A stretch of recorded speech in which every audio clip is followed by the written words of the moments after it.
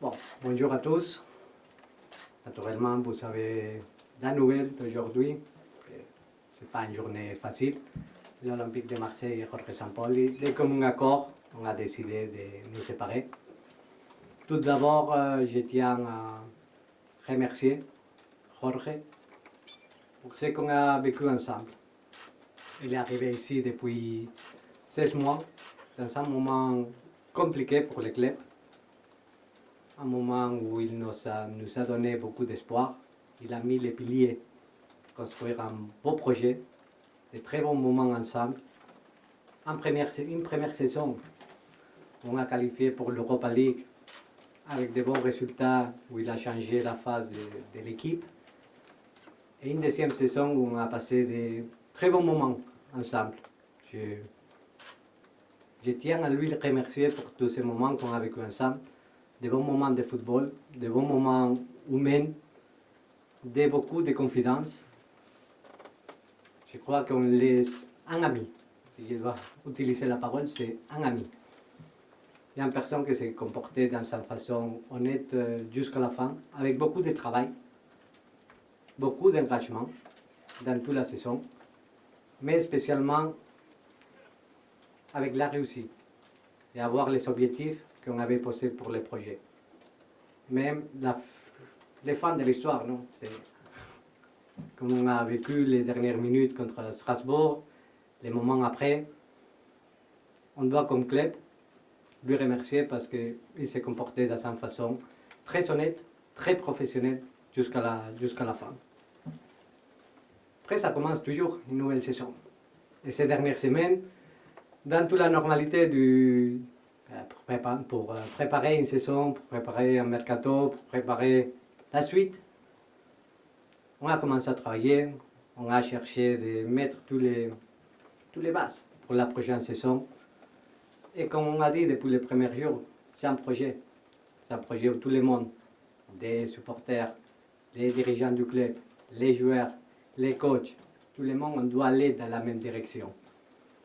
Ces moments, naturellement, comme toutes les saisons avec tous les coachs du monde, ça rentre toujours dans des moments de discussion, dans des moments peut-être de friction, pas personnelles, c'est surtout des frictions professionnelles, mais que je considère que sont des frictions que ça te permet d'augmenter ton niveau de compétitivité. J'ai lu son communiqué, contient avec beaucoup d'émotions, non? Parce que c'est partagé. Le communiqué de Jorge, c'est partagé avec les émotions, avec les paroles. Mais c'est surtout ça, c'est une question, il a bien dit, on s'est dit hier qu'on a discuté les dernières semaines, les derniers jours, c'est une question de timing. C'est une question de timing dans les projets. Depuis les premiers jours, on a dit que c'est un projet graduel. Je crois que sur ça, c'est la même ligne qu'on suit depuis les premiers jours. C'est un projet de construction, un projet d'avenir, un projet de comment fixer les bases pour faire chaque jour un Olympique de Marseille compétitif, un Olympique de Marseille fort, un Olympique de Marseille qui peut réussir à avoir les attentes dans une ambiance difficile, une ambiance exigeante, que c'est l'ambiance qu'on doit avoir. On connaît tout le monde des attentes qu'on a ici à Marseille. En plus, on a un de Ligue des Champions, que c'est toujours un an spécial pour l'histoire qu'on a avec cette compétition à l'intérieur du club. Dans les moments qu'il vient, tout ce type de paroles, tout ce type de comment prospecter l'avenir ensemble, on a décidé avec des conversations sincères, avec des conversations franches, que c'était la meilleure des décisions pour protéger les clubs, de nous séparer. C'est une décision difficile, ce n'était pas facile ni pour les coachs, ni pour les clubs de nous séparer avec un bon coach et une bonne personne. Mais surtout, maintenant, il faut penser à la suite. Il faut penser à comment continuer. Il faut penser qu'on doit reprendre, on doit avoir de l'espoir, on doit avoir des émotions, parce que c'est une équipe et c'est un groupe qui s'était construit autour de ce type d'émotions. À Marseille, il faut être passionné, il faut avoir des énergies, il faut tout donner. On continuera à faire comme ça, continuer à faire agrandir le projet. On doit répondre toujours à cette attente. Ça, c'est parfois, la vie de football, c'est compliqué. Il faut prendre des décisions. Mais surtout maintenant, on doit travailler pour l'avenir de ce club. On doit travailler comment être le plus compétitif possible. Et ça, c'est Ça, c'est une obligation à Marseille, être compétitif et avoir la mentalité de continuer à gagner, de continuer à s'améliorer, d'avoir un niveau d'exigence très haut. Et ça sera la suite du projet. Merci Pablo. Allez, on y va. Karim. Pablo, bonjour. J'ai deux petites questions. La première, est-ce que le départ de Jorge Sampaoli est lié aux ambitions du club pour la saison à venir? Et bien entendu, est-ce que vous avez déjà un remplaçant, même si on est là pour parler de Jorge, mais est-ce que vous avez déjà la suite pour l'Olympique de Marseille? Je crois que tout le monde a les mêmes ambitions. C'est le temps que c'est différent à réussir dans cette ambition. C'est un projet ambitieux. C'est un projet ambitieux parce qu'on a une base forte. On a la base d'une équipe qui a fini deuxième du championnat. Alors, Mercato, toujours c'est comme les cadeaux de Noël. Que tout le monde, on attend les cadeaux de Noël avec beaucoup d'attentes, avec beaucoup d'émotions. De plus en plus avec les réseaux sociaux et les niveaux d'attente, j'ai vu que cette saison, ils sont sortis plus de 100 noms. Il y a d'envie aussi de jouer la Champions League, de jouer à Marseille, parce qu'il y a l'envie de beaucoup de gens de jouer dans ce club. Je crois pas que c'est un manque d'ambition de personnes. Je comprends les coachs. C'est une question du temps, de comment arriver, de comment faire les choses qui soient pérennes, avec de la cohérence, de la logique de construction du projet. Ce n'était pas le bon temps de pouvoir continuer ensemble. Stan. Oui, quand Sampaoli est arrivé à Marseille, vous aviez parlé de la nécessité d'avoir de la normalité dans ce club. Est-ce que finalement la normalité pour des clubs comme l'OM, c'est d'avoir des entraîneurs comme ça qui restent une saison et demie, pas plus? Et comment est-ce qu'on fait pour construire cette normalité, construire des projets dans ce contexte? Bonjour. Je crois que l'Olympique de Marseille, c'est un club instable par nature. Je crois que tout le monde, on comprend ça dans les moments, surtout parce que les ambiances passionnelles sont aussi des ambiances instables. Je crois que c'est une question de comment construire cette normalité, cette continuité. Je crois que la continuité, c'est toujours le projet. Je crois que nous sommes en train de construire un projet. Nous sommes en train de donner de la suite à ce qu'on a commencé à construire la saison dernière. C'est une question aussi de normalité et d'honnêteté de nous séparer au commencement de la saison. C'est mieux maintenant que dans un mois, quand il y a des joueurs qui arrivent ou qui n'arriveront pas, après les premiers matchs du championnat, en septembre, si les niveaux des attentes ne sont pas lesquels qu'on s'attendait tout le monde, c'est mieux maintenant nous laisser comme des amis, nous laisser dans de très bonnes relations. C'est surtout ça, de construire un projet.